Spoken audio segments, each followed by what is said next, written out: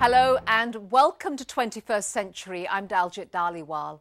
Across rural China, there's a transformation going on. More and more women are stepping out of their traditional roles and into positions of power. We travelled to a remote region of China to meet women leaders who are shaping a new future for their country. Here's their story.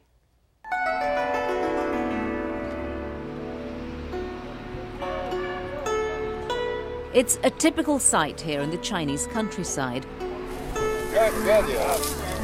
Women working the field and preparing meals for their family.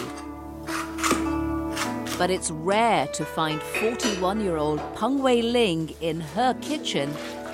She has little time for domestic chores.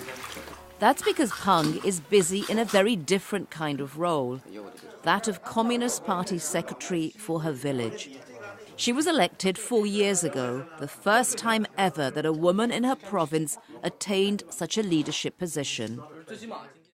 Having taken up this position, I had to be responsible and let people know that as a woman, I was just as good as anyone.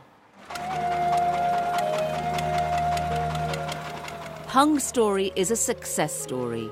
It's also the story of many women's struggle to secure positions of power, a tale shared across much of rural China, where women have customarily had little say in the affairs of their community, and where more than 75% of all officials are men.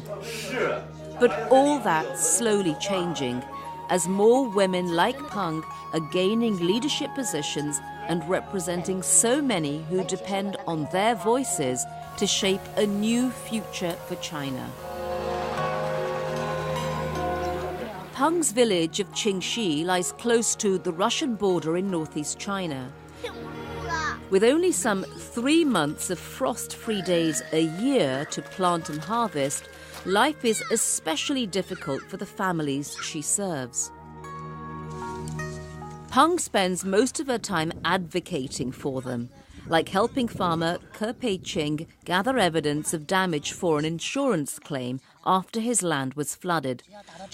Whether or not he receives this compensation can mean the difference between saving his field or him losing it all. As an official, my main responsibilities are looking after village affairs, communicating with higher levels of government, and putting in place policies to improve infrastructure in the village and to help develop the economy of the community. And here, that means building roads to improve trade and building bridges to help rural farmers access their land.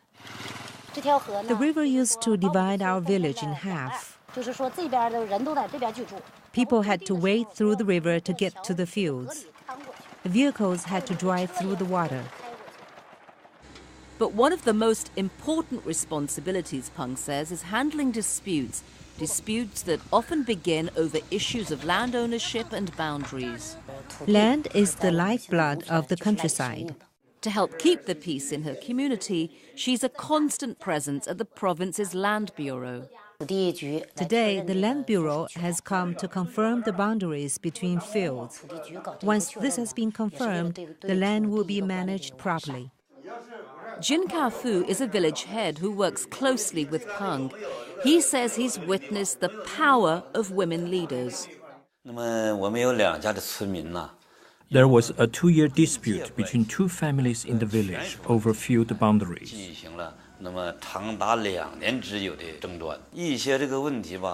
local police couldn't sort it out, and neither could the court.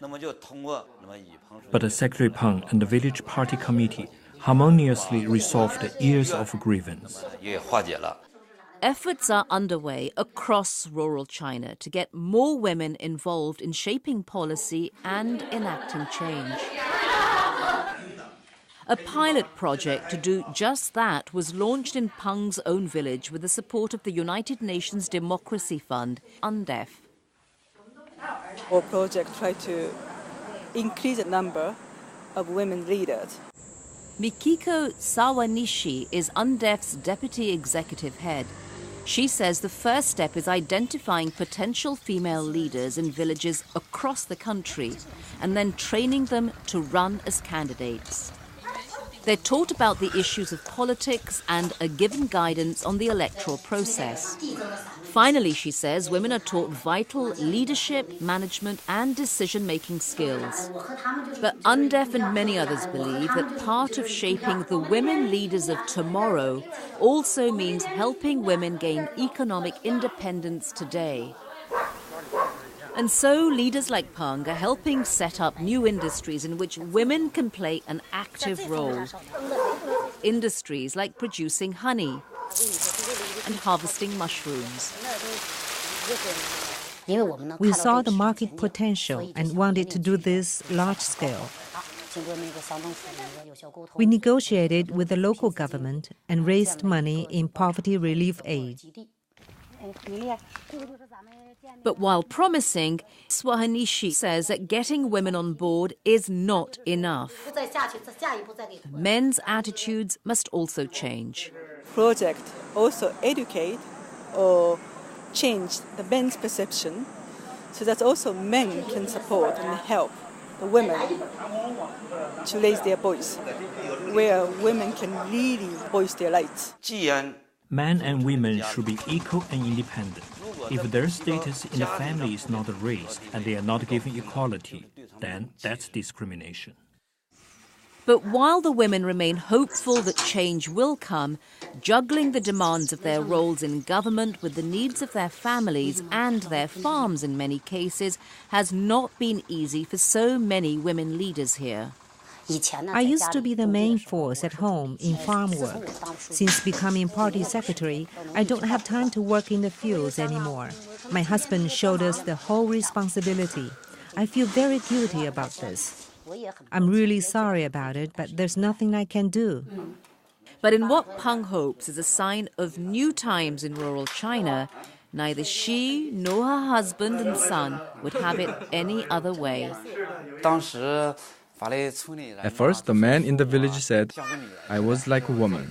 I had to look after the chickens and ducks and do other housework. But I accept this for the sake of Peng Wenling's work.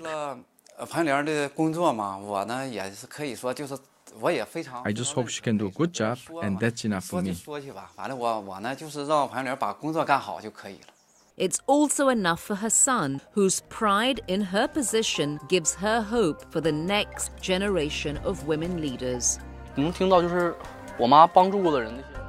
Sometimes when I hear people thanking my mother from the bottom of their hearts for helping them, I feel very happy. Even though she can't spend much time with her son or husband, she can help others to live well.